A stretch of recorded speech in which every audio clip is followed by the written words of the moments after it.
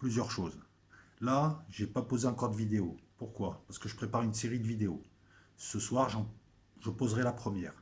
Ces vidéos seront posées sur Los Locos. Là, je vais vous faire les rois de France. Mais toujours pareil, hein, je vais chercher des infos, je structure, je raconte mon histoire, je mets ma valeur ajoutée, ça s'appelle des synthèses. Maintenant, j'aimerais juste attirer votre attention sur des changements qui sont en train de se faire. La chaîne Lagora devient la chaîne Nous, elle est mise en jachère en attendant d'en faire quelque chose. Je pense que ça va être une chaîne de télé. Mais pour émettre cette chaîne de télé suppose du matos et suppose de... Donc je suis toujours en recherche de gens. Je veux faire une grosse équipe, une vraie équipe qui animera cette chaîne. Si vous avez des compétences, nous cherchons un juriste, nous cherchons deux permanents, etc., etc. Vous serez actionnaire à la chaîne. Actionnaire. C'est-à-dire que vous ne faites pas ça gratuitement. On en reparlera. En tout cas, s'il y a des compétences, je cherche essentiellement des permanents sur YouTube qui font tourner la chaîne, qui font ce qu'il y a à faire, quelqu'un qui la représente, une sorte de juriste attaché qui pourrait nous assister. Voilà, 4-5, on ferait ça. Bref, ça c'est pour la chaîne qui s'est appelée La Main du Roi, l'Agora, qui s'appelle maintenant Nous. Voilà, proposer autre chose, parce que je vous ai dit qu'on évoluait, on essaie d'évoluer doucement mais sûrement. Et j'ai envie de dire aux gens, on évolue. Le bus, il faut le prendre maintenant. Si tu veux, tu le prends au début, tu descends à la fin, mais si le bus roule bien sur l'autoroute, on ne s'arrête pas. Voilà, je te le dis, hein, ça marche pas, mais en tout cas, si, voilà, non, parce que je vois arriver aussi certaines personnes qui sont là, qui essayent toujours de s'incruster un peu partout, bref. J'ai lancé un Patreon. L'objectif pour moi, c'est d'avoir 1000 patrons. Qu'est-ce que Patreon? Patreon, c'est un site sur lequel je ferai des lives, uniquement sur Patreon. Je ferai des vidéos et des analyses. Tu t'inscris, tu acceptes de me financer. 3 euros, 4 euros, 5 euros, je ne sais pas combien ça coûte, je crois que c'est 3 euros le premier prix, ce qui est rien. Pendant un mois, je te propose 4 analyses géopolitiques, 4 analyses intérieures, économie, police, ce que tu veux, plus 2 au choix. Parmi les 2 au choix, il y en a une, tu peux décider avec moi d'un commun accord du sujet. Je vais vous proposer des lives. Les lives qui seront diffusés sur Los Locos, ils resteront, enfin ils seront diffusés et ensuite ils passeront sur Patreon. Voilà. Parce que, pourquoi?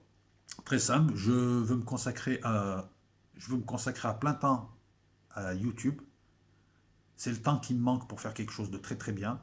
Patreon me permettra de vivre partiellement ou totalement de YouTube. Ça me permettra d'arrêter mes ventes de fringues et tout un tas de choses et de me concentrer uniquement sur ma chaîne Los Locos qui continuera à émettre gratuitement. C'est la monétisation qui paye, etc. Et Patreon. Patreon pour 3 euros, tu as ce que j'appelle des synthèses. C'est pas les vidéos que je fais sur YouTube. C'est une synthèse écrite que tu peux télécharger, c'est des précisions, c'est des cartes, c'est fait doucement mais sûrement. Voilà un exemple de synthèse, le récapitulatif de ce qui s'est passé depuis 2014 en Ukraine, avec les implications, tout ça. Donc ça suppose du temps. Il y aura 10 publis en vidéo, texte, carte, etc. À côté de ça, il y a les posts, et à côté de ça, on fera des lives où vous pouvez me demander, si vous êtes plusieurs, ou même si tu es tout seul, d'étudier certains trucs. Tu es mon patron, je le fais. Là, tu peux me demander de faire des trucs, tu es patron. Tu as le droit de... Moi, je suis un capitaliste. Et c'est surtout que je vais expliquer aux gens que beaucoup de gens consomment gratuitement des vidéos sur YouTube. YouTube s'engraisse. Nous, on en a marre de mettre des contenus, de se faire insulter par des losers. On en a marre aussi de voir que des gens ne sont même pas capables de comprendre des vidéos de 2 minutes. Donc, ça permettra de faire le tri. On en a marre aussi de bosser des heures et des heures pour se faire insulter par des types qui ont 0 abonnés, qui n'ont jamais fait une vidéo de leur vie et qui vient, tu fais une vidéo de 3 heures sur les échecs ou ce que tu veux, tu as toujours un mange-merde qui vient, qui n'est même pas capable de mettre un pouce. Voilà, c'est tout. Vous voulez faire les rebelles, restez, les rebelles de YouTube, restez sur YouTube, hein, ça ne coûte pas un rond. Vous êtes le cul assis sur votre chaise et vous êtes là, lui il est bien, pas bien. Vous voulez vous impliquer? Patreon est une nouvelle manière de s'impliquer. Vous soutenez un créateur qui va pouvoir faire des études plus poussées. Et oui, moi, si j'ai 1000 personnes, attention, ton inscription, c'est Patreon. Moi, je reçois un petit truc de Patreon. Si moi, on peut me financer à 3 quarts temps, moi, ça va me libérer. J'ai envie de faire du YouTube, j'ai envie de faire des analyses, j'ai envie de faire des synthèses de plus en plus poussées, de plus en plus intéressantes. Ce que vous avez vu sur YouTube, c'est rien, c'est pas une synthèse, c'est une vidéo vite fait par rapport à ce que je veux faire. Je veux faire quelque chose de bien. J'ai tout un tas de sources, j'ai tout un tas de ressources. Ça fait des mois là que je travaille, j'ai tout un tas de personnes ressources, tout un tas de sources. Je connais tout un tas de domaines, donc il y a quelque chose à faire. Voilà, tout ça pour la modique somme de 3 euros par mois. 3 euros par mois, c'est même pas Netflix. D'accord, voilà, si t'es intéressé, t'es intéressé. Si t'es pas intéressé, Il te reste YouTube et les vidéos YouTube si tu veux, hein. Je veux dire, moi je respecte tout le monde, mais au moins ça fera le tri entre les gens motivés et les autres pas. Sachant que si Patreon se développe, moi je vais plus m'axer sur Patreon parce qu'on est beaucoup comment dire ça, à même pas vouloir participer aux petits jeux de YouTube des losers, des minables et toutes leurs petites cours de minables qui sont là. On n'a pas envie de travailler. Je vais pas travailler, excusez-moi, je le dis honnêtement, hein, moi je manipule personne, moi, contrairement à certains, et je dis les choses franco. Je suis pas là pour me faire insulter, à faire des vidéos de 3 qui me supposent 10-15 heures de recherche, de réflexion, d'écriture. Hein. Parce qu'après je les prends sur une vue, hein, et tout, et me faire insulter par des débiles profonds et gratter 50 euros par mois alors que je pourrais consacrer, là l'objectif pour moi il est simple, c'est de lancer une chaîne de télé et de lancer des coopérations avec des gens, d'ailleurs les grosses chaînes, enfin les vraies grosses chaînes, si vous êtes intéressés, faire une coopération pour lancer une chaîne de télé, nous recherchons des gens. Ce serait bien de se mettre à plusieurs chaînes, mais si vous venez pas, je m'en fous, je vais le faire tout seul. Par contre, quand ça réussira, il n'y a pas de allez, viens, on s'associe. Il faut venir maintenant, les gars. Ouais, ouais, c'est toujours bien aussi. J'aime bien ces gens, ils sont là sur YouTube et tout. Ils parlent des autres, hein, le système, c'est vous le système. Allez, ouais, c'est vous le système et tout. Donc voilà, donc il y a un Patreon qui me permettra de me financer et qui me permettra donc de poursuivre, mais cette fois de faire de véritables synthèses, pousser et de proposer ça à un vrai public de gens motivés. Il restera YouTube pour le reste, pour les gens qui ne sont pas intéressés par Patreon, mais qui sont normaux et qui sont juste là pour écouter des vidéos. Voilà, ça, et une télé qui sera lancée dès qu'on pourra, à plusieurs. Je ne la lancerai pas seul, je ne la lancerai pas à deux, il faut qu'on soit plusieurs. Hein. Ce que j'ai fait l'an dernier à la même époque était un excellent test. Là, maintenant, on a un retour du test. Je me suis aperçu de ce qu'il fallait pas faire, de ce qu'il fallait faire. Il y avait beaucoup de choses positives. Là, ce que je veux juste, un, des personnes qui ont des compétences, de vraies compétences, deux, des personnes motivées et qui viennent là vivre ça comme une aventure. Hein, qui viennent pas ici en se disant ah, dans 3 mois je suis connu, je pourrais faire le beau devant les meufs et puis je peux gratter de l'argent. Je dis ça en général, hein, parce que c'est souvent ça qui foire au départ les associations, c'est que les gens n'ont pas des intérêts communs. Tu as des gens qui sont venus se servir et des gens qui sont venus servir. Vous, si vous venez, vous êtes là pour servir la chaîne, proposer vos compétences, votre énergie. En contrepartie, vous serez actionnaire de la chaîne, il y aura des documents, il y aura un vrai truc. Actionnaire, c'est-à-dire que quand la télé tournera avec Patreon et Los Locos, et quand on sera à 50 000 personnes en abonnement et que les sous commenceront à rentrer, à ce moment-là, tu seras intéressé. Si tu es 25% actionnaire, tu toucheras 25% des bénéfices, sachant que le reste servira à la chaîne. Voilà, je parle d'argent, mais c'est la vie. Si vous voulez améliorer la qualité, à un moment donné, il va falloir. Voilà. Et moi, à un moment donné, il faut vous impliquer. Il y a différentes manières de s'impliquer. Il n'y a pas forcément l'argent, mais tu as Patreon. Plus j'ai de patrons, le lien de Patreon est en dessous de toutes mes vidéos. Tu veux être mon patron? Viens. Tu auras ton mot à dire ensuite. D'accord. Voilà, je remercie d'ailleurs les deux premiers inscrits. Je vous remercie franchement parce que c'est motivant. Voilà. Tu veux des vidéos d'analyse sur un an de gilet jaune? C'est ça, moi, ce que je te propose. Des synthèses, un an de gilet jaune, un an de 9 ans de Syrie, 8 ans, 9 ans, 8 ans maintenant de Syrie, une étude sur tel ou tel type d'armement, une étude sur telle ou telle école politique, n'importe quoi. Moi, ça, je l'ai fait. Géopolitique en extérieur, politique intérieure, économie, tu veux savoir ce qu'est un PIB, tu veux savoir ce qu'est une déflation, tu veux savoir ce qu'est la planche à billets, quantitative easing, tu veux savoir ce que sont les masses monétaires et les agrégats qui vont avec, tu veux savoir comment se crée l'argent, tu veux que je te parle de Bretton Woods, des accords de la Jamaïque, du SME, tu veux que je te parle de ce que tu veux, il n'y a pas de problème, tu viens sur Patreon, ça ne sera pas des vidéos, ça sera des vidéos, mais une synthèse, une véritable analyse synthèse. Oui, une synthèse de quelque chose qui en fait une analyse et qui dégage quelque chose. Voilà, j'ai tout dit en 9 minutes. Je vais là, dans les heures qui viennent, vous poser la vidéo, première vidéo. Je parle pas de Patreon. Patreon, dès demain, je vais commencer. Non, là, ce soir, là, je vais vous mettre la vidéo sur les rois qui ont fait la France. Il y aura une autre vidéo qui sera les pires rois ou les rois qui ont défait la France. Donc il y a 2 vidéos qui se préparent. La première, elle est quasiment écrite. Et il y a d'autres vidéos, ainsi de suite. Par contre, les prochaines analyses géopolitiques, elles seront sur Patreon. Et le prochain live géopolitique, il sera sur Patreon. À vous. Les rois qui ont fait la France. On nous parle souvent des 40 rois qui ont fait la France. Il n'y en a pas 40. Non, il n'y en a pas 40. Mais ce qui serait intéressant avant de commencer à énumérer des rois, c'est savoir aussi comment on les choisit, pourquoi on les a choisis, cerner exactement la problématique. On parle d'un pays, la France. On parle de rois. On parle d'événements. Et on parle de mouvements dans le temps. Le sens de l'histoire. L'histoire est un sens. Ce n'est pas seulement un amoncellement de faits. Il faut les lier, chacun en entraînant d'autres. Ce qui fait que Depuis le début jusqu'à aujourd'hui, il y a un lien. Je vous ferai une étude sur le capitalisme, sur le pré-capitalisme sur Patreon. Hein, je la ferai, je la poserai bientôt. Parce que il ne s'agit pas d'aller recopier des trucs tout faits. Par exemple, là, j'étais parti sur l'idée de vous citer 5 grands rois de France. Et finalement, je me suis aperçu au fur et à mesure de la synthèse d'informations que j'ai, et après j'écris ça en fonction de la structure, de mon analyse, du scénario que je vois, j'ai vu qu'il y avait autre chose. Au départ, il n'y a rien. Après, qu'est-ce qu'on a? On a un type et un peuple. C'est même pas tout le peuple. On parle des Francs. Parce que bien évidemment, on va évoquer Clovis, c'est le père, c'est le padré, c'est le fondateur. Mais au départ, il y a plein de tribus francs.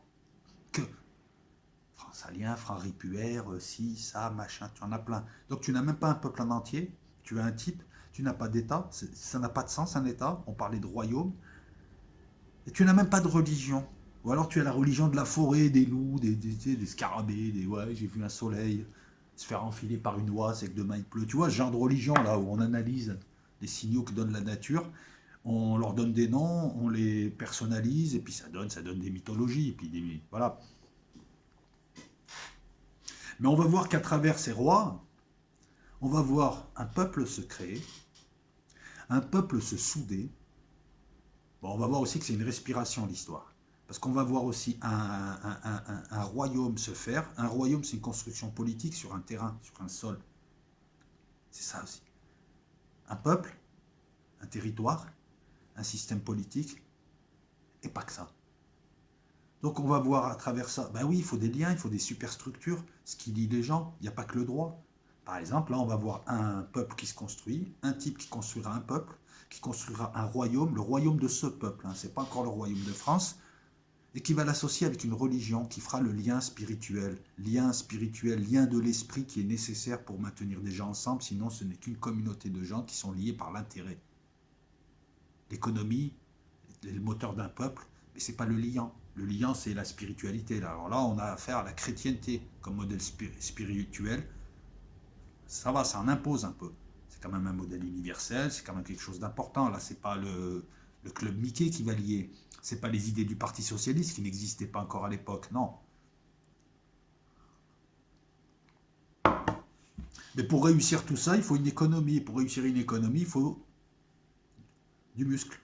Il faut la tête, il faut le portefeuille, il faut le cœur, il faut le muscle. C'est un corps. On parle d'un corps social. Quand l'argent circule dans l'économie, ça se passe mieux. Quand le sang circule dans le corps partout, ça se passe mieux. Quand l'argent ne circule pas partout dans le territoire ou partout dans toutes les classes sociales, c'est comme un corps où tu verrais le sang qui n'irait pas jusqu'au bout des extrémités. Au bout d'un moment, on les ampute. Le corps sera bougri. Et puis quand il n'y a aucune partie du corps qui parle avec l'autre, au bout d'un moment, le corps, c'est plus rien, c'est de la chair. C'est de la chair à peine vivante. Vous voyez pourquoi c'est important à travers des gens ou de faire des listes. Je te dis, c'est pas une liste, là, c'est pas le top 5 ou le top 6. Tu vas voir le mouvement d'un pays qui se construit, d'un peuple qui se construit et qui va se lier grâce à des victoires militaires, grâce à des défaites, grâce à des échecs. Tu vas voir un royaume qui se fait, qui se défait, qui se constitue, qui se reconstitue. Tu vas voir une alliance entre la France très vite. Bah, écoute, la France et la chrétienté, hein, la chrétienté apparaît, elle a besoin de muscles, elle a besoin d'un pouvoir musclé, hein, elle est pouvoir spirituel, elle a besoin d'un pouvoir temporel fort. Pouvoir temporel fort, ça sous-entend politicard, roi, système. Là, ça va être le système féodal qui va se mettre en place, et elle a besoin aussi de muscles. Donc on va voir la chrétienté qui va s'appuyer sur un peuple et un royaume qui se fait pour monter, pour exister, l'un n'allant pas sans l'autre, et l'un ayant besoin de l'autre. Bataille de Tolbiac, Clovis qui implore Dieu. On va voir que cette France qui se construit, qui n'est pas encore la France, mais le royaume des Francs, et cette chrétienté qui arrive, on va les voir se transformer au fur et à mesure, et on va voir le système aussi se transformer, on va voir le système féodal se faire, système basé autour de seigneurs, qui dirigent des hommes à peine libres, des serfs, des vilains, catégorie qui a inclus d'un côté les hommes libres qui n'avaient plus rien, qui n'avaient plus de combat, qui n'avaient plus rien à faire et qui donc à qui on donnait des bouts de terrain et ils devaient payer, on appelait ça une tenure. On donnait un bout de terrain, ils devaient donner une redevance. Et le CER, hein, qui va englober aussi les esclaves, alors d'un côté promotion sociale, de l'autre côté dégradation, hein, et abaissement social, qui eux ne seront plus esclaves mais CER. Dans les deux cas, le CER est le prolongement de l'esclave. C'est important parce que le CER deviendra l'ouvrier à la révolution industrielle. L'ouvrier qui se fait maintenant éborgner. Vous voyez qu'il y a un lien. Vous allez voir, on peut étudier l'évolution de cette catégorie socio-économique. On va voir le système féodal se mettre en place. Et petit à petit, on va avoir la France. C'est plus le royaume des Francs, la France. Et de l'autre côté, on n'a pas qui est la fille aînée de l'Église, c'est-à-dire le représentant temporel et politique de la chrétienté qui n'est plus la chrétienté universelle, puisqu'on verra apparaître l'orthodoxie après, on verra apparaître avec les différents schismes les orthodoxes, ensuite on aura les querelles religieuses, la création l'apparition des protestants qui eux-mêmes vont se subdiviser, les calvinistes, etc., etc. Et vous verrez que ça a son importance sur un plan économique. Et oui, allez voir à l'époque de Louis XVI, hein, la révocation de l'édit de Nantes a fait partir beaucoup de commerçants prospères, calvinistes, les jansénistes aussi, hein, qui à ne pas confondre avec les gens foutres. Vous voyez que c'est pas juste une liste, c'est du travail derrière pour comprendre. France et chrétienté, France qui se construit, chrétienté qui apparaît, France et église qui s'installe, et ensuite ça va être quoi? Vers la fin, c'est important, la France qui sera le royaume de France. Il y a une différence entre le royaume des Francs et le royaume de France. Le premier royaume, le royaume des Francs, c'est le royaume d'un peuple. Ça suppose qu'il n'y ait pas forcément d'État. Tu prends des Francs, tu les mets au Groenland, le royaume des Francs, il sera au Groenland. Le royaume de France, c'est l'inverse. On est attaché à un endroit, la France. Il n'y a pas de royaume de France au Groenland. Tu me diras, si, il y a eu des royaumes de France. C'était un prolongement juridique pour expliquer que ces territoires-là, notamment par exemple la Nouvelle-Louisiane, étaient gérés par le royaume de France qui restera forcément la métropole. Et on est passé donc d'une France-Église à une France mariane, c'est-à-dire toujours pareil, Marie laïcisée, la mère de la France. Vous voyez que la France, depuis son apparition, a un lien charnel avec la mère, Marie, l'Église, c'est toujours au féminin. On a la France et la mère. Et regardez les mairies, hein. Marianne, c'est Marie laïcisée, la Vierge Marie laïcisée. Et elle ici. Pour des laïcs, ils ne se détachent pas trop, hein, quand même, du dogme. La France est toujours rattachée à Marie, ou Isis, ou Ninursa, comme tu veux, selon les légendes. Hein. La France est toujours rattachée à ce principe féminin. Regarde les étoiles de l'Europe. L'Europe. Je vous rappelle que l'Europe était poursuivie par Zeus qui s'est déguisé en taureau, et l'Europe était une femme, hein, dans la mythologie grecque. L'économie. On va voir l'apparition d'une économie. Oui, l'apparition d'une économie, parce qu'au début de cette petite histoire, on ne concevait la richesse que par l'accroissement du territoire et la prise à d'autres. Un jeu à somme nulle. Grâce à tout un tas de marches, grâce aux Juifs, grâce aux marchands des villes de foire, je vous fais ça sur plusieurs siècles, grâce à tous ces gens, grâce à beaucoup de protestants, il y a eu apparition de prospérité lorsqu'une économie s'est développée. Pour qu'une économie se développe, il faut un pouvoir militaire fort, il faut des gendarmes pour protéger, il faut une sécurité juridique, il faut une sécurité financière, il faut créer des titres. Ça, les Arabes sauront faire, le chèque, la lettre de change, tout ça. Il faut créer tout ça. Et tout ceci-là nous verra arriver à la révolution industrielle. Ça sera sur Patreon, ça par contre, plus tard. On va voir l'apparition d'un système féodal. Parce que, encore une fois, là on a vu que la France, vous voyez, les idées arrivent au fur et à mesure, que la France s'est créée en s'unissant à l'idée de mère, la Vierge Marie, la chrétienté, l'Église, Marianne, et elle s'est aussi construite par opposition avec ses voisins, essentiellement allemands et anglais. Hein, c'est les deux rivaux de toujours. Les Allemands apparaîtront avec le partage de Verdun en 843, qui leur donnera, je crois, la droite de la Lotharingie, si on regarde la carte. Mais on verra aussi une opposition externe, une opposition, donc externe, je viens de l'évoquer, une position interne. Quelque chose qui se construit en conjonction avec quelque chose, et en opposition intérieur-extérieur. Extérieur anglais-allemand, intérieur. La France s'est d'abord construite Et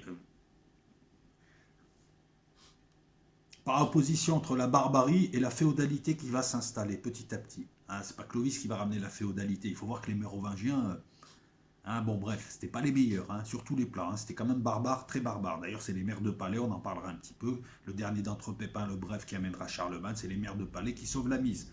On pourra parler aussi de Charles Martel. Les maires de palais, pour vous la faire simple, c'est quasiment des premiers ministres. C'est eux qui gèrent. Les autres, ils sont là, ils n'en glandent pas une, ou ils s'entretuent entre eux, ils s'entretuent. En fait, la dynastie mérovingienne, j'ai l'impression d'être sur YouTube. Quoi. Tu sais, l'autre, il tue les gosses de l'autre, l'autre, il insulte l'autre, etc.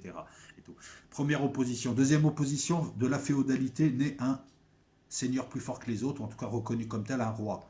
On aura ensuite la France qui se fera, une fois qu'elle aura réussi la féodalité, un système de seigneurs avec des terres, des serfs, des tenures, etc., etc.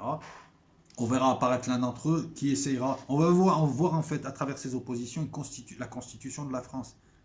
Au départ, c'est le bordel, c'est n'importe quoi. Ensuite, c'est des petits fiefs, des baronnies, des ducs, des machins. Alors, les titres ne sont pas apparus de suite, hein, mais le titre de duc, c'était un titre de chef de guerre, par exemple. Quand tu étais le duc, c'est que tu représentais le roi, tu étais son chef de guerre, tu étais la main du roi aussi. Hein. Vous voyez ça dans Game of Thrones. C'est l'équivalent. Ensuite, on va avoir l'opposition féodalité-royauté, pouvoir royal qui fondera l'État. On n'a pas encore d'État français moderne, véritablement. L'idée d'État, elle a un siècle. Hein. L'idée de France, elle a véritablement un siècle. Hein, déjà. Et l'idée d'État, c'est quoi? C'est le 14e, 15e. C'est Philippe Auguste le premier. Ah, le premier roi de France, c'est Philippe Auguste. Dit l'Auguste, l'empereur. Jusque-là, on avait le roi des Francs. Opposition ensuite, Église. Et oui, il sort de la féodalité. C'est oedipien. Son papa, c'est le système féodal, le roi. Il essaye de s'en démarquer. Et il crée son système plus fort, le système royal, le système d'un État qui dirige tous ses petits bouts. On va s'unir et on va faire un vrai royaume. Et il a fallu des siècles pour ça aussi. De longs siècles, il a fallu des guerres, les guerres de 100 ans, etc. Je dis les guerres de 100 ans parce que c'est une suite de guerres en fait. Bien plus qu'une guerre qui aurait duré 100 ans. Une fois que le roi se débarrasse et remet au pas les féodaux, il le fera à plusieurs reprises. Il le fera à plusieurs reprises, mais à chaque fois, c'est comme la gangrène, ce genre de truc. C'est comme la chienlit, je sais pas. C'est comme ce que tu veux, les cafards, tu t'en débarrasses jamais vraiment. À chaque fois, ça revient, ça revient. Il faudra peut-être attendre,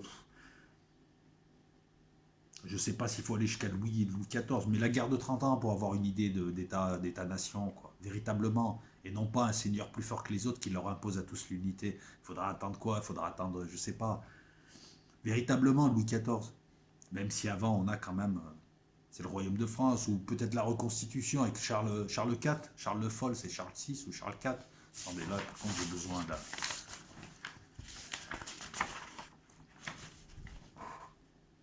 Charles VI le Foll qui reconstitue le royaume, hein, un Valois. Vous allez voir, après les Mérovingiens, vous verrez les Carolingiens, les Capétiens, les Valois, Valois directs, les Valois qui ne le sont pas. Ça a donné les rois maudits. C'est une série très intéressante. Les Bourbons.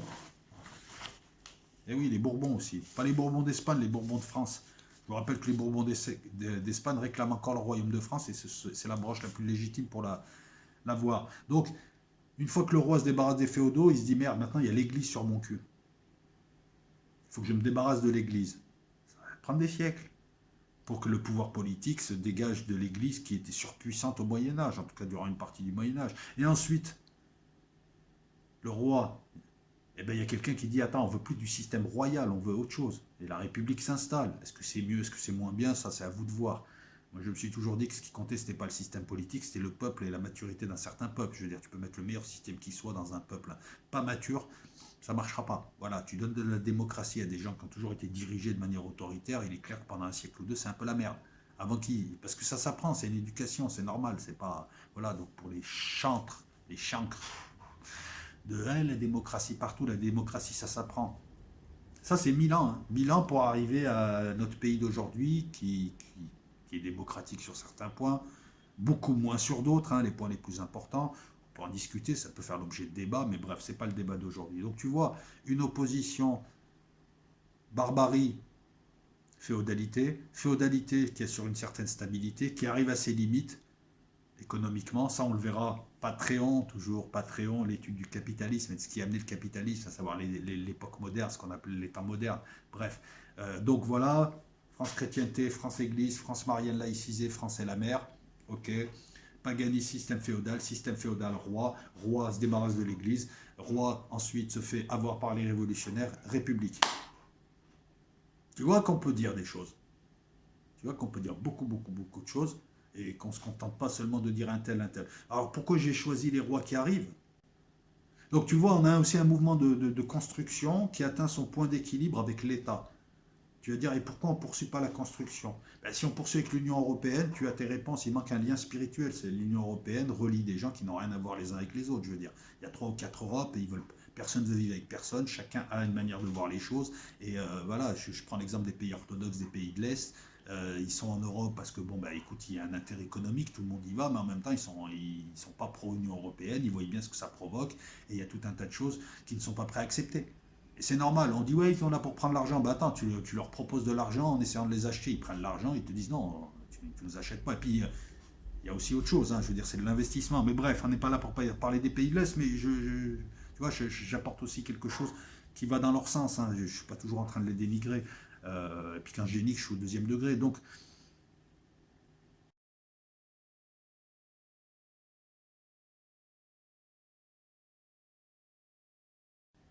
moi, je vais choisir des rois importants parce que c'est des rois. Tous les rois ont géré.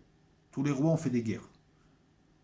Moi, je vais choisir des rois qui ont apporté quelque chose dans cette construction qui se fait, qui atteint son point d'équilibre avec l'État et on devrait s'arrêter. Point d'équilibre pour protéger un peuple, une culture, c'est l'État. Je vous rappelle aussi, les amis, hein, que l'idée de la France avec un seul peuple, tout ça, ça n'a jamais existé. La France telle qu'on la connaît aujourd'hui, telle qu'on l'a connue, c'est un ensemble de peuples. Alors à chaque fois, tu as toujours une réponse parce que ton obsession, c'est les Arabes.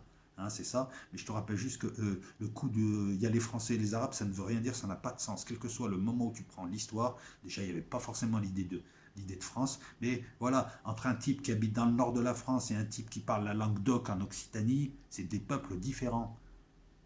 Et tu as même des gens qui me ressemblent. Donc voilà votre mythe, les mythes fondateurs. Faites-moi rire. L'histoire de France a eu recours, comme toutes les histoires, à des mythes fondateurs. Mais c'est des mythes fondateurs, les historiens te diront. Jeanne d'Arc, est-ce que ça s'est passé exactement comme ça? Est-ce qu'elle a réellement existé? Comment il s'appelle? Mythe fondateur. Charles Martel, c'est quoi? C'est un ensemble d'escarmouches et de batailles qui ont arrêté la progression sarrasine vers le nord, alors que les Sarrasins ne voulaient pas forcément y aller dans le nord. La bataille de Poitiers, ça s'est passé dans le Lot, tu vois. Ces mythes fondateurs, on en a eu besoin à un moment donné, lorsque les temps étaient durs, lorsque les Allemands nous mettaient des branlées. Alors moi, tu me places où tu veux, moi je suis français, mais bon, tu me places où tu veux, si tu veux. Voilà, mais au moment des guerres, tu me places toujours avec toi, par contre. Non, mais c'est vrai. Et tout. On a eu besoin de créer des champions, là où tout était perdu. En pleine guerre de 100 ans, la France était limite 3 départements, l'armée, c'était n'importe quoi. On a bien dû créer des mythes fondateurs pour galvaniser les gens et pour créer ce lien. Le lien de la France, fille aînée de l'Église, du peuple, etc. Mais il n'y a que les cons qui croient que ces mythes fondateurs sont autre chose que des mythes. Et ils ont lieu d'être. Il y a un roman national qui s'écrit, c'est normal d'avoir glorifié Clovis. Est-ce que tu penses véritablement que le vase de Soissons, ça s'est passé comme ça? Non, c'est de la pipe.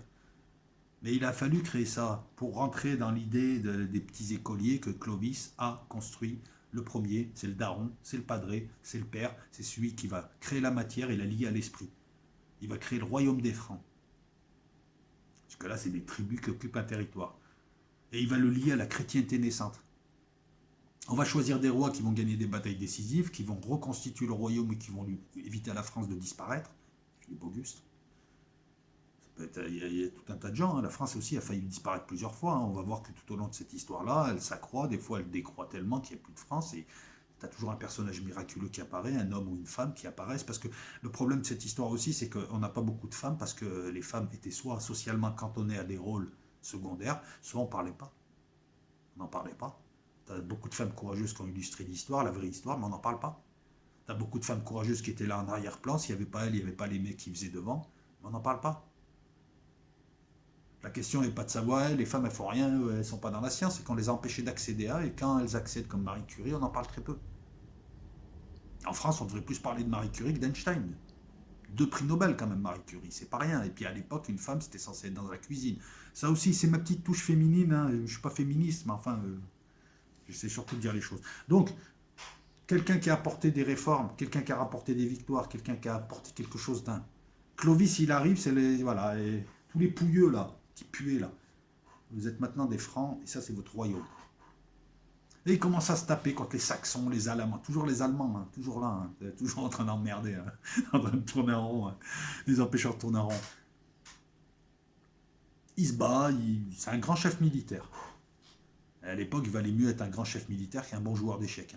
C'était utile, hein, parce que si tu veux lui lancer des pièces d'échecs, ok, ça marchera peut-être au début, ça va le surprendre, mais après, voilà, tu peux lui faire un petit rock, un grand rock, il va te mettre un coup de hache, le mec. Hein, il va te couper en deux, lui, il va couper l'échiquier, toi, et la chaise. Voilà, c'était une époque dure. Méfiez-vous des films, méfiez-vous aussi de tout ça, où on te montre des choses. Tu fais croire que... Bon, bref. Démarre le Moyen-Âge.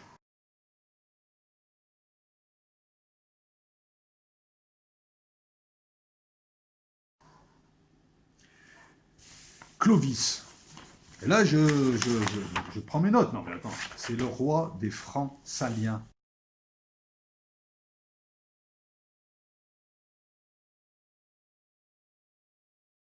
Puis il sera roi de tous les Francs. C'est le premier à unifier le peuple. Il ramène le peuple. Et il est en train de construire le territoire. Et il va construire le ciment qui fera de tout ça la France. C'est un brillant chef militaire. Ça, c'est une constante qu'on va retrouver dans tous les rois que j'ai choisis. Mais des victoires importantes. Ils font de la France. Mais ils ne fondent pas la dynastie mérovingienne. Puisque les Mérovingiens existaient avant lui. C'est un énième mérovingien. Attention, la dynastie mérovingienne n'est pas avec la France. Elle disparaît avec. Il accroît le territoire en unifiant une grande partie des royaumes francs.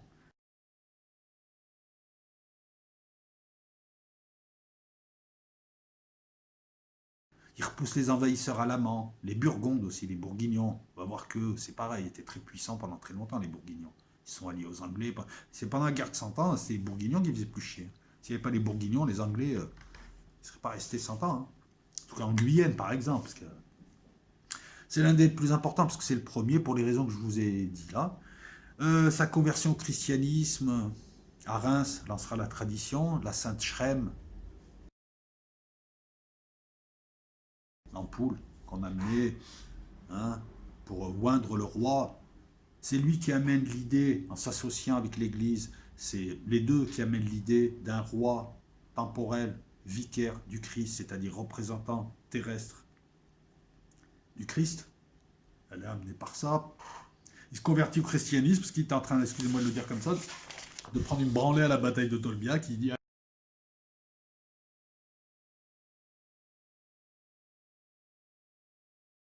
à Dieu, si tu existes vraiment, aide-moi. Et d'un coup, il se met à gagner. Il dit merci, tu existes vraiment. Et il se convertit au christianisme. Je dis bien au christianisme. Il n'y a pas encore de catholique.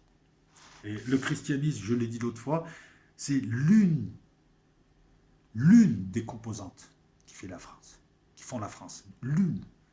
Je n'ai pas dit qu'avec celle-là. Droit romain, structure. Le paganisme, les Celtes, je distingue, ouais.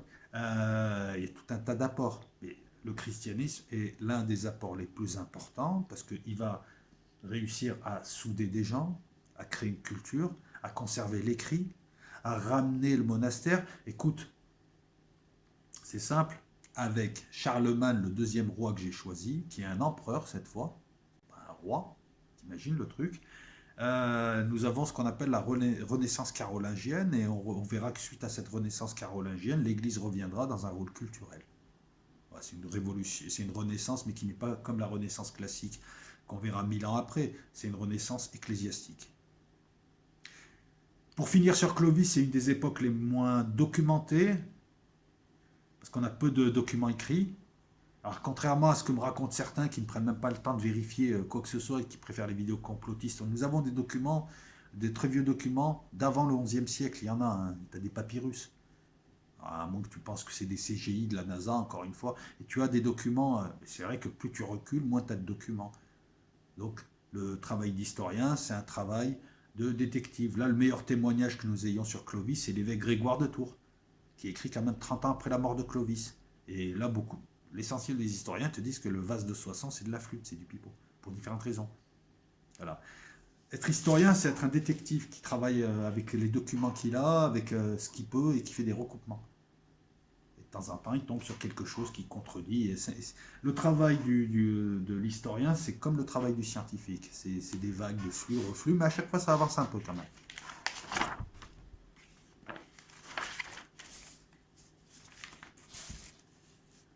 Pendant cette dynastie que Clovis va amener et va rattacher au royaume des Francs, donc à l'embryon de France, va quand même être tenu pendant des siècles. Alors à l'époque, c'était très simple, hein. Tu avais des gros barbares au nord et tu avais des types qui venaient d'une civilisation ravinée au sud, mais qui coupaient des têtes. Les musulmans, les sarrasins. Et eux, ils montaient, ils montaient, ils montaient, et voilà, et ils sont restés très longtemps jusqu'à Narbonne, etc. C'est Pépin le Bref, je crois, qui va les virer. Tu auras la bataille de Narbonne, tu auras la bataille de... Ah, pas Collioure, de Tourtour. Oui, parce que même quand les Arabes ont été, les Sarrasins ont été repoussés en Espagne, pendant, je crois, plus d'un siècle ou un siècle et demi, il y a eu le massif des morts. Il y a eu des communautés qui vivaient là et qui sont restées. C'est pour ça que dans le sud-ouest, tu vois des gens avec des frisettes là. Tu sais, ouais, mais t'as du sang arabe, hein. T'as peut-être pas les arabes, mais t'as du sang arabe. C'est pour ça qu'ici, dans le Var aussi, t'as des gens qui ont des frisettes et parce qu'ils bah, ils sont rattachés à ces communautés originelles. Mais bref, le contexte de l'époque, c'était la grosse puissance, ça vient du sud. Les types du nord, ils se bagarrent. Et toi, tu es au milieu. Et tu dois tenir ton rang. Les Mérovingiens, c'était des types, hein, pour la faire simple, c'était des types, ils se baladaient sur des bœufs, ils en branlaient pas une. Par contre, quand ils se bouffaient la gueule, c'était presque aussi violent et féroce que sur YouTube, tu sais, les petits minables, là sur YouTube, qui ont plus que ça. Et tout, c'est-à-dire que aller voir un petit peu, voilà, telle reine contre telle reine, qui tue les enfants de l'autre, qui tue les nouveau-nés. C'est Game of Thrones, les Mérovingiens, hein. S'il n'y avait pas eu les maires de palais, comme Charles Martel, par exemple,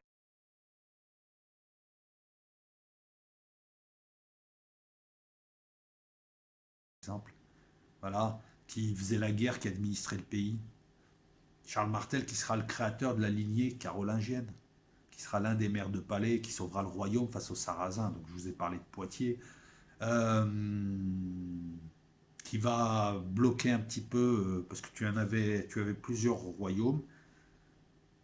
Mais Charles Martel avait le muscle pour bloquer les Arabes qui montaient, qui avaient passé les Pyrénées en 720, et qui montaient.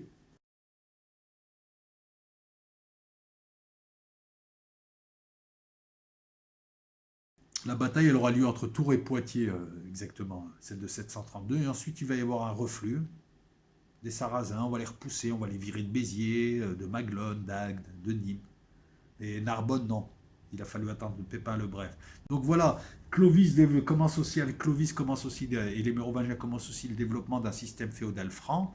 Clovis étant le royaume, constitue le royaume des Francs, l'étend, le défend, perpétue une lignée qui amènera les maires de palais qui eux-mêmes, avec Charles Martel, son fils Pépin le Bref et le premier carolingien Charlemagne, donc, non c'est Pépin le Bref, le premier carolingien, amèneront la lignée des carolingiens qui remplacera la dynastie des carolingiens qui remplacera les mérovingiens. Qu'est-ce que je pourrais te dire d'autre? Et pour Clovis, c'est fini mon ami. Pour Charles Martel, qui est quelqu'un que je considère aussi comme un roi, puisqu'il gérait de fait roi, à la mort du roi Thierry IV, en 737, il va prendre le pouvoir de fait. Et se dire, je suis le plus fort, c'est moi qui fais tout. Attends. Il ne prend pas le titre de roi, lui. Mais il règne pareil. Et il va partager ce pouvoir entre ses deux fils, donc Pépin le Bref. Pépin le Bref qui va hériter de la Bourgogne, de la Provence et de la Neustrie. Vous voyez, on ne parle pas de France encore. On parle de royaume, plus petit.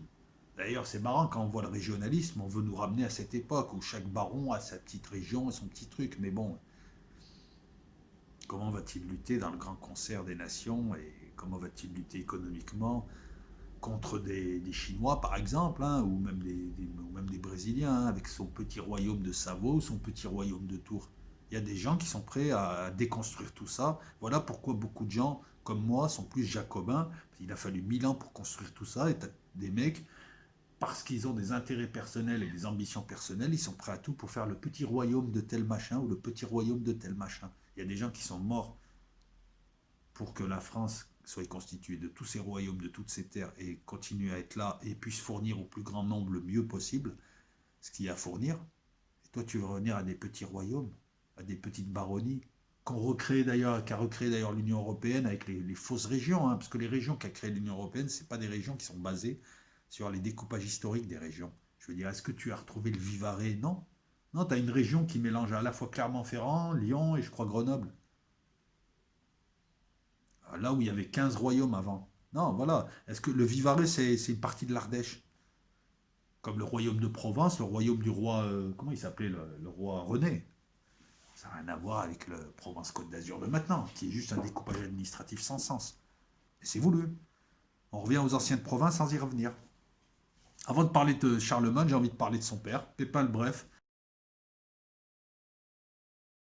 Bon, donc qui lui donnera la naissance à la dynastie carolingienne et qui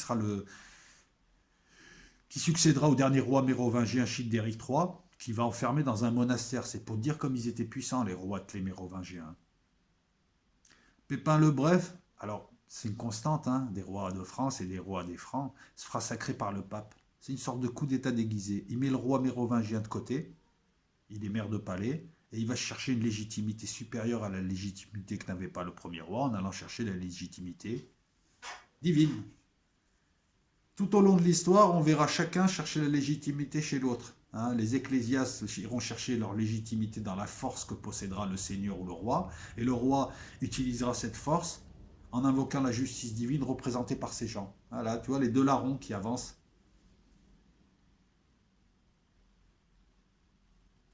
Pépin le Bref est pas con, il va mettre aussi fin au titre de maire de palais. Hein. Donc certains continueront à rester, d'autres changeront leur nom, d'autres disparaîtront. Tu auras des gens qui deviendront grands sénéchaux, grands maîtres de France, chanceliers de France, mais il n'y a plus de maire de palais. Eh oui, oui. Il n'y a plus besoin, il y a un vrai roi, il y a un vrai shérif dans la ville. En plus, c'est un titre qui est aussi ancien. Maire de palais, c'est un titre qui est aussi ancien que les mérovingiens. Hein. C'est leur premier ministre. Comme quoi, vous voyez, les fonctions restent toujours. On change juste les noms. Donc, Pépin le Bref, véritable homme fort, comme tous les maires de palais, comme son père Charles Martel, etc., etc. Il est important pour ça. Il restaure un pouvoir fort.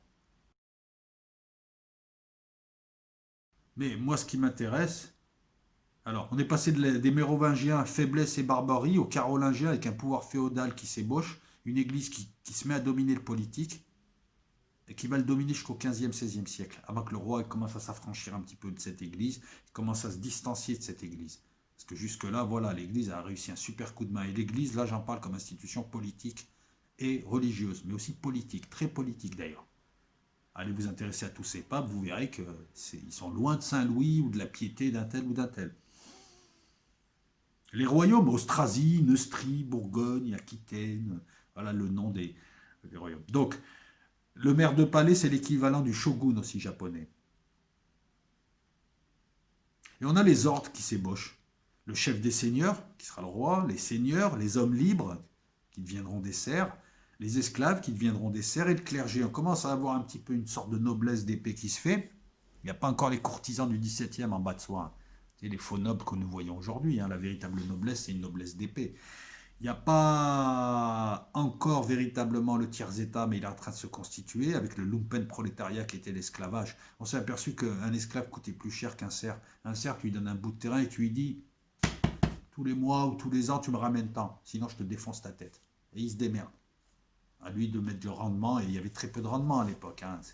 C'était pas des agronomes. Alors que l'esclave, il faut lui donner à bouffer, il faut le surveiller, il faut lui donner un endroit où habiter, il faut aller le faire travailler, etc., etc. Et il a un rendement inférieur à cet homme libre ou à ce cerf qui, lui, on lui dit, voilà, tous les mois, tu me donnes tant. Donc, il aura intérêt à augmenter les rendements pour avoir aussi une partie qui lui permettra de vivre.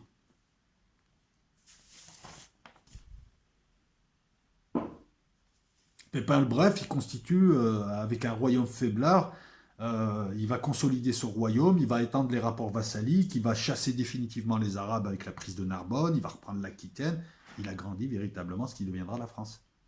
Voilà pourquoi je le choisis. Il installe une dynastie, il reconstitue un État fort, il vire des envahisseurs, il reprend des terres. Pendant ce temps, son frère, Carloman, il s'appelle. Ouais. C'est le roi des Germains. Ah, le roi des Francs, le roi des Germains. On voit une opposition qu'on verra encore jusque-là. On la connaît, l'opposition France-Allemagne. On croit qu'elle dure depuis 2 siècles, mais non, elle a toujours été là. Et on verra qu'avec le partage de Verdun, on va quasiment l'institutionnaliser.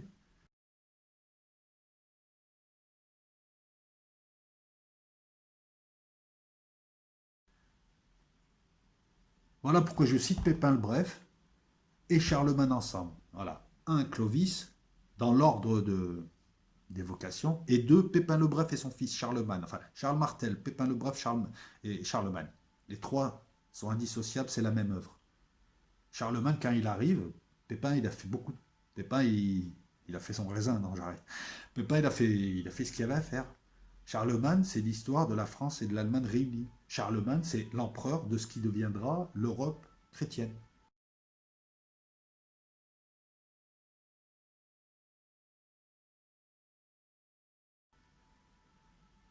L'ensemble de l'Europe chrétienne, c'est Charlemagne.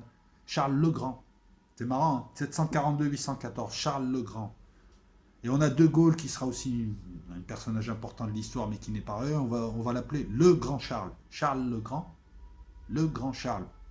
Ça donne un palindrome. Charles le Grand. Le Grand Charles. Marrant, hein, un siècle. Hein, une petite bascule. Alors, c'est pas un palindrome parfait, mais presque. Comprennent qui pourra.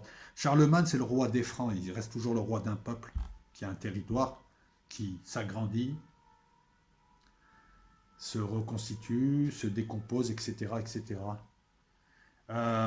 Il est fait empereur en 800 par le pape toujours. Et le pape, il choisit ses... En fait, le pape, voilà, c'est... J'ai l'impression que l'église de l'époque, elle choisissait les hommes forts, elle allait les flatter. Ouais, Dieu, il t'aime bien. Toi, et tout.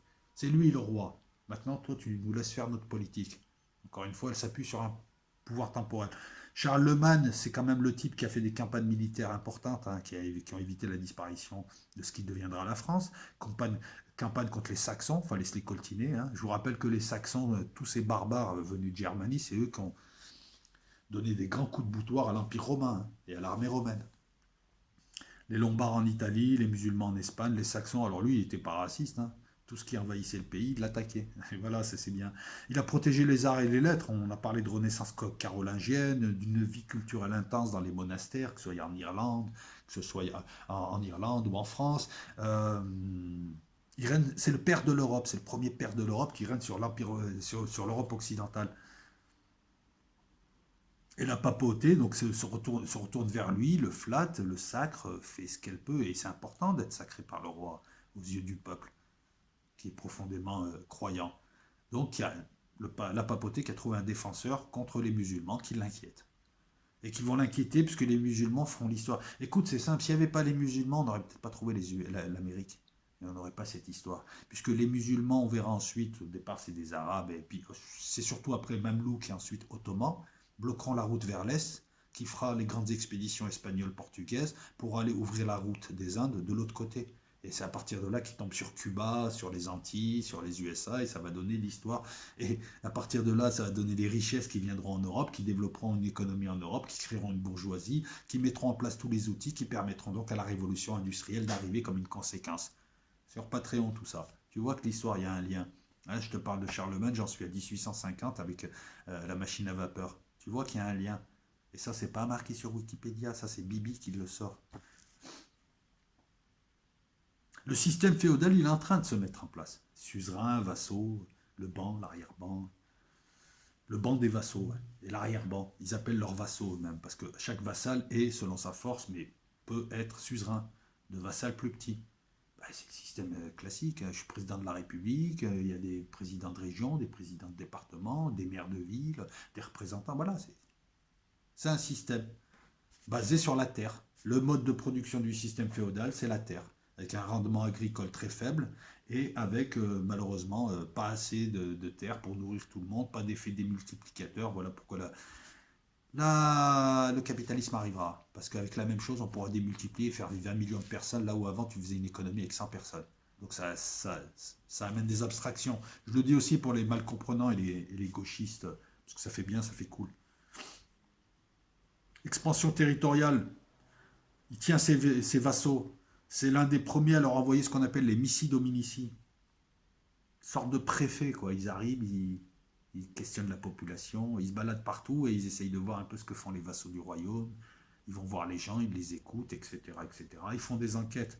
Ils dirigeaient par capitulaire. Capitulaire, chapitre vient de capitulaire. Voilà. C'était pas des édits, lui. Mais là, on est dans le juridique. Par capitulaire, il dirige.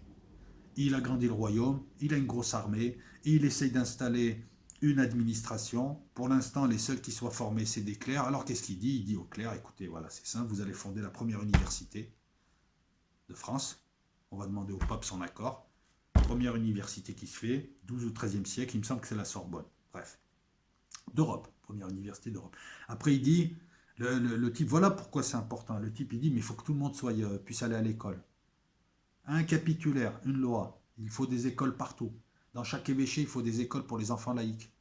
Pourquoi? Parce qu'il ne voulait pas que son administration soit tenue par l'Église seulement, et par des clercs, et des ecclésiastes. Il voulait aussi avoir des laïcs. Donc pour ça, il fallait les former. Donc il est le papa de l'école, non pas l'école libre et obligatoire, mais l'école pour tous. C'est pas Jules Ferry. Jules Ferry, c'est juste l'instruction jusqu'à 14 ans. Et encore, ça a été fait dans un contexte bien précis. Vous comprenez pourquoi je le choisis lui? Il installe quand même quelque chose qui est important. La culture avec la Renaissance, les universités, les écoles. Il installe le socle de ce qui fait un pays. Et si t'as pas d'école, si t'as que des abrutis qui achètent des kebabs et qui regardent la télé-réalité dans ton pays, tu vas mettre qui ministre, tu vas mettre qui scientifique, tu vas mettre qui militaire, tu vas mettre qui. Je veux dire, l'intelligence, c'est la base. Les pays qui dominent, c'est les pays où il y a les gens les plus intelligents. Et pourquoi ils sont intelligents? Parce qu'ils se sont donné les moyens, il n'y a pas de fatalité. C'est pas une histoire de couleur de peau, c'est une histoire de travail, de... Voilà. Charlemagne est sacré, présenté comme le nouveau roi David. Ah ouais, carrément. C'est pour donner n'importe un prêtre roi. Et on verra que la plupart des rois que j'ai choisis seront des rois très pieux. Officiellement, officieusement, mais ils seront pieux. La papauté a autant besoin de lui qu'il a besoin de la papauté pour s'installer véritablement, parce que ce type n'est pas con. Il sait que mettre des coups ne suffit pas, parce qu'une fois que tu as arrêté de mettre des coups, les gens cicatrisent et se mettent à vouloir te tomber. Que la meilleure manière de les combattre, c'est de combattre les idées. Et pour ça, installer quelque chose de Dieu, je suis représentant de Dieu sur terre, tu crois en Dieu, tu sais que Dieu, il est partout, donc tu ne vas pas aller contre Dieu.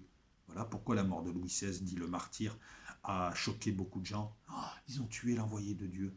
Oui, non, mais c'est important ça dans le... Son règne à Charlemagne, c'est le prolongement en fait du règne de son père. Hein. Il n'y a pas véritablement d'originalité sur certains points. Sur d'autres, par contre, si, il ne fait pas que perpétuer. Voilà, Charlemagne, la trilogie Charles Martel, Pépin le Bref, Charlemagne, hein, grand-père, père, fils. On pourrait ajouter Carloman, deuxième roi, avec un S à la fin, deuxième roi, important.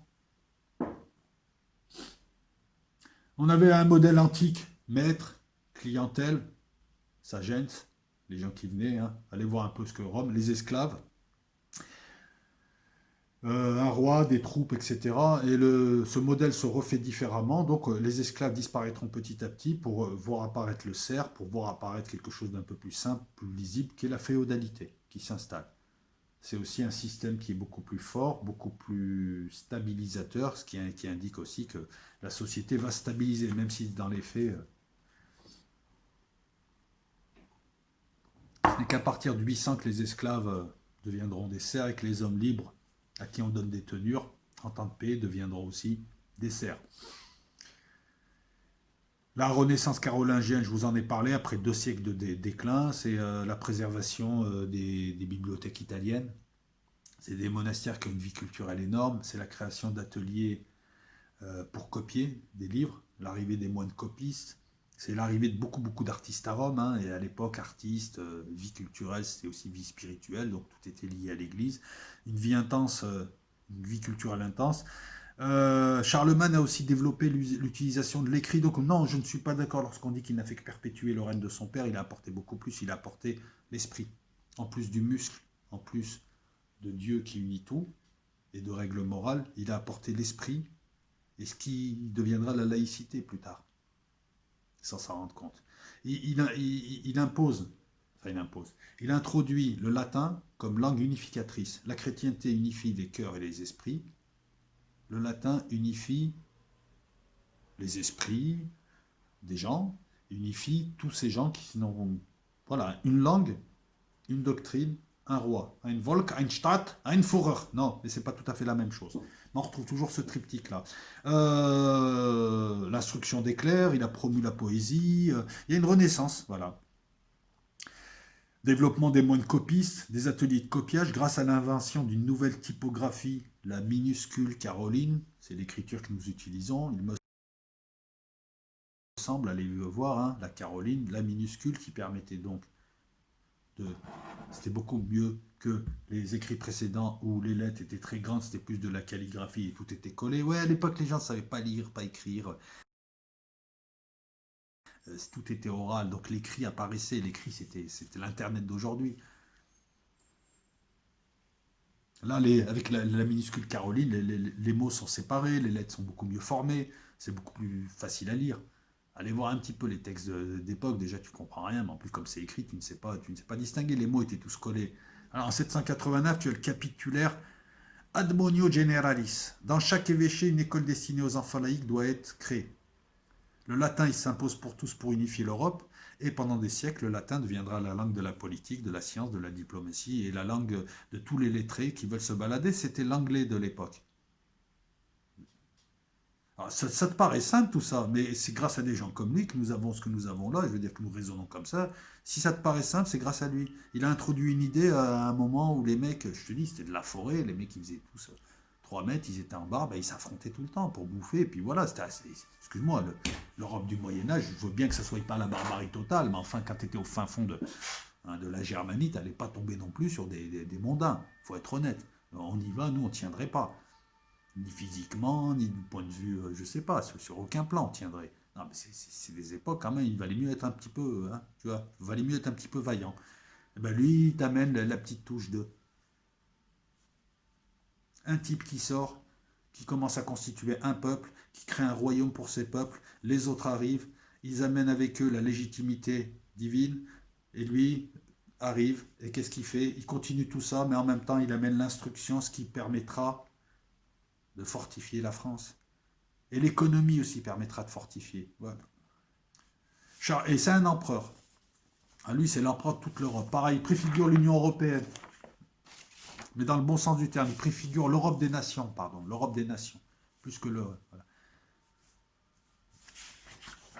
Est-ce qu'on a tout dit sur Charlemagne? Oui, je pense. Hein. Mais franchement, il y a beaucoup, beaucoup, beaucoup à dire. On poursuit. Alors, le roi dont je vais te parler, c'est pas forcément... Il est important parce qu'il va ramener la prochaine dynastie. Les Carolingiens, est-ce qu'on pourrait parler d'une entropie, avec un E, au début, une entropie des sociétés? Une entropie des peuples, ou des sociétés, ou de toutes choses. On a l'impression qu'on démarre une dynastie avec des rois vaillants et on la finit avec des chiffres molles, le royaume, il est tout se dégrade au fur et à mesure. On a l'impression qu'il y a une entropie, historiquement parlant. Bon, la dynastie carolingienne finit pas super. Et à un moment donné, les seigneurs décident de nommer l'un des plus puissants d'entre eux, en tout cas celui qui est le plus écouté, Hugues le Capet. Il a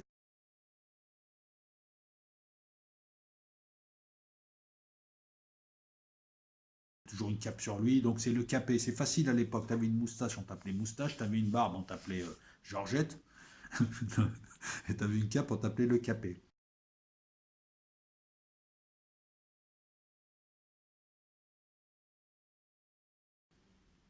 940-996. C'est un pouvoir féodal. Là, la féodalité est là depuis un certain temps. Le système économique est féodal. Le dernier carolingien meurt en 987 et il laisse le trône vacant. Qui on élit? Le roi des Francs. Toujours des Francs. Il est sacré à Reims. Il fait naître une dynastie de 36 rois qui construiront ou déferont la France. C'est pour ça que j'en parle. Il installe la loi de la primogéniture mâle. Super important. C'est les règles de dévolution. C'est ce qui fait qu'un pays est civilisé. On prévoit si celui qui dirige ou ceux qui dirigent meurent, comment on fait? Qui va monter? Selon quelle procédure? Primogéniture mâle, c'est le premier-né des hommes qui sera roi.